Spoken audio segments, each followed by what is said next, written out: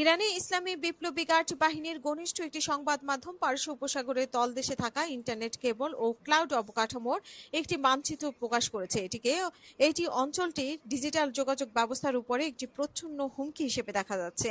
গতকাল বুধবার প্রকাশিত ওই প্রতিবেদনে সংবাদ মাধ্যম তাসনিম হরমুজ প্রণালী শুধু জ্বালানি সরবরাহের পথ হিসেবে নয়, বরং সাবমেরিন কেবলের একটি গুরুত্বপূর্ণ করিডোর হিসেবেও উল্লেখ করেছে। এই পথ দিয়ে সংযুক্ত আরব আমিরাত, কাতার, বাহরাইন, কুয়েত ও সৌদি আরবের মতো দেশগুলোর ইন্টারনেটের সংযোগের মূল কেবলগুলো গেছে। প্রতিবেদনে যুক্তি দেওয়া হয়েছে যে পারস্য উপসাগরের দক্ষিণের দেশগুলো ইন্টারনেটের জন্য ইরানের তুলনায় অনেক বেশি সমুদ্র পথের উপর নির্ভরশীল। বিশ্লেষকরা বলছেন, তাসনিমের প্রতিবেদনে ধারণ করা কারিগরি তথ্য নয়, বরং এটি ওই অঞ্চলের কেবল ল্যান্ডিং স্টেশন ও ডেটা সেন্টারগুলোর চলমান সংঘাতের কৌশলগত চাপের উৎস হিসেবে চিহ্নিত করেছে।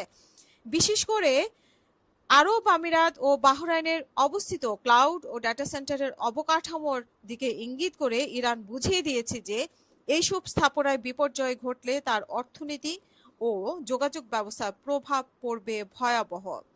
এই সতর্কতার এমন এক সময়ে এলো যখন যুক্তরাষ্ট্রের মিত্র ইসরায়েলের সঙ্গে ইরানের চলমান যুদ্ধ পরিস্থিতি ডিজিটাল অবকাঠামোর উপর এর মধ্যেই হামলার ঘটনা ঘটেছে। সম্প্রতি কিছু প্রতিবেদনে দাবি করেছে যে আরব আমিরাত ও বাহরাইনের আমাজন ওয়েব সার্ভিসের স্থাপনায় ইরানের ড্রোন হামলা হয়েছে। এর মাধ্যমে বাণিজ্যিক ক্লাউড অবকাঠামোর নিরাপত্তার ঝুঁকি স্পষ্ট হয়েছে।